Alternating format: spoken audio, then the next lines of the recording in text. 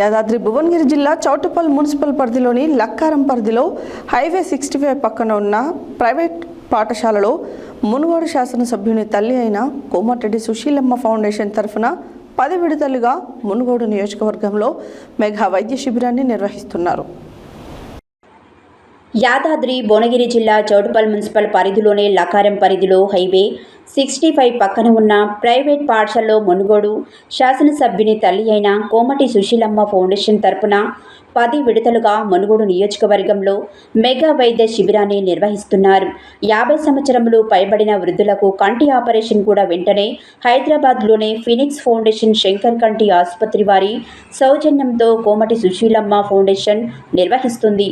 ఈ 10వ విడత ఉచిత కంటి వైద్య శిబిరాన్ని స్థానిక కాంగ్రెస్ లీడర్ల అభిమానులు 5 రోజులుగా గ్రామాలలో ప్రచారం చేస్తూ బాధపడుతున్న వారిని గుర్తించి ఉచిత వైద్య శిబిరానికి తీసుకువచ్చి కంటి పరీక్షలు చేస్తున్నారు.